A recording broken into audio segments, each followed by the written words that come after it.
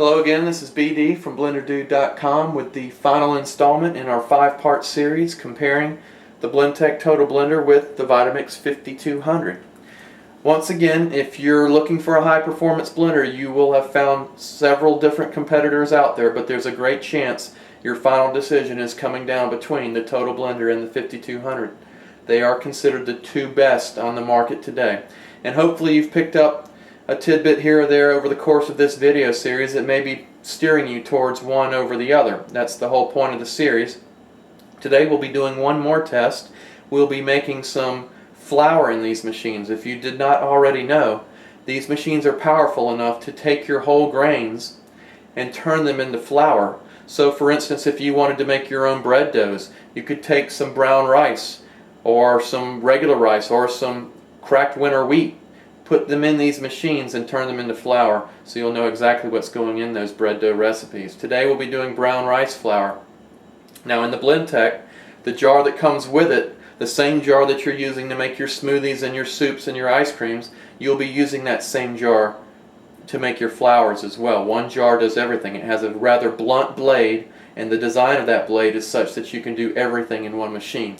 Now the jar that comes with the Vitamix 5200, you can do some dry grinding in that jar.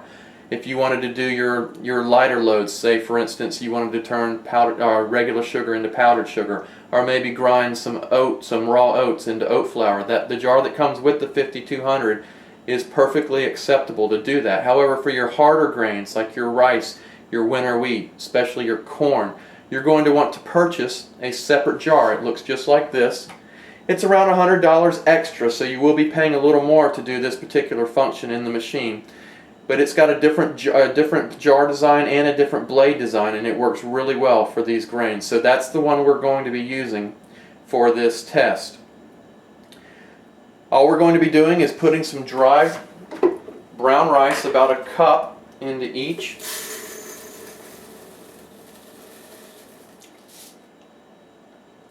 Now what we're going to be doing in this test is running both machines for the exact same length of time on the exact same speeds. With the Blendtec, that's going to be speed 10, and I'm going to get there by simply holding down my speed up button until I get to speed 10. With the Vitamix, it's always manually operated. I'm going to use the high speed to do the grinding. Now how long we run this test is completely up to us. Depending on how fine or coarse you want your flour, that will depend on how long you let it run. Obviously the longer it runs, the finer the flour will get. This is a completely arbitrary test. We could run 15 seconds or a 3-minute test, it doesn't matter. The Blendtec, however, when you use the manual speeds, will shut itself off after 50 seconds, so we'll just use that as our arbitrary time for this particular test. So once again, I'm going to run the Blendtec on speed 10 for 50 seconds. When it stops and shuts itself off, we'll run the Vitamix for 50 seconds, and then we will compare the two flours to see exactly how both machines worked. Here's the Blendtec. We'll go to speed 10.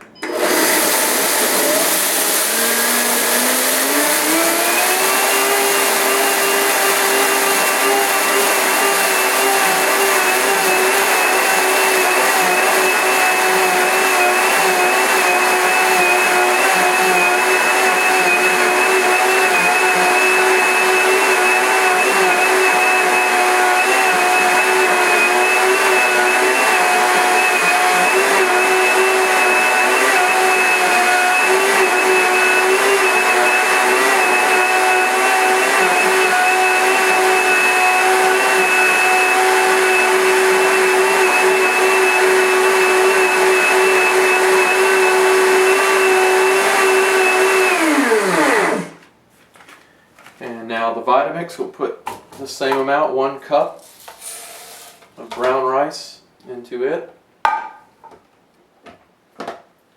We'll go to speed 10 for 50 seconds. Bear with me 1 second while I start my timer.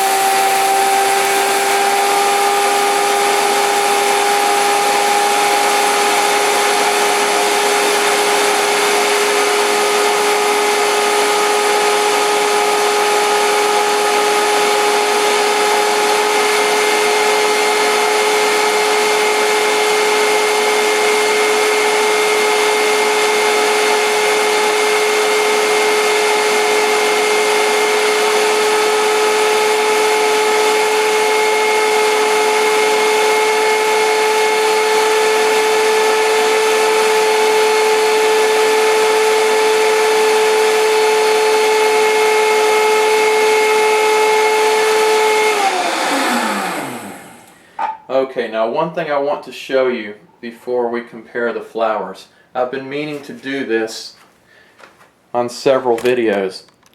A lot of people may be wondering, what does doing this kind of work do to the blenders? Let me show you something. Now, you won't get this advantage with the Vitamix, but on the Blendtec, it has a counter. That number right there represents the number of times that I've used this machine. I've used this machine almost 19,200 times.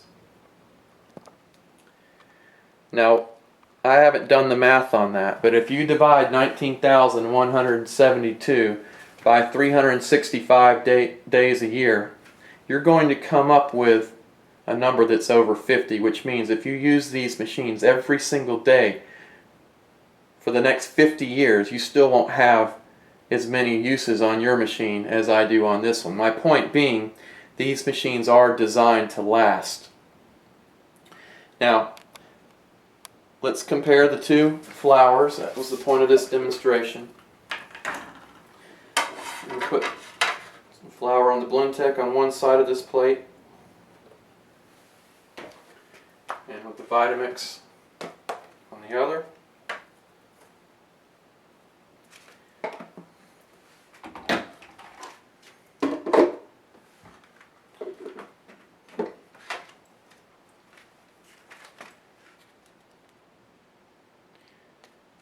As you can see, that flour is fine enough to bake with. Now, just feeling the textures of these, they are almost identical. The Vitamix texture may be ever so slightly finer, which would make some sense because that blade in that jar is designed just for this function. But they're both phenomenal machines. They're both going to give you exactly the texture you need depending on the recipe you want to make. You can turn corn into cornmeal, rice into rice flour, oats into oat flour, take your table sugar, make your powdered sugar. A lot of great uses for dry grinding in these machines. I hope you enjoyed the series. By all means, if you have any questions about any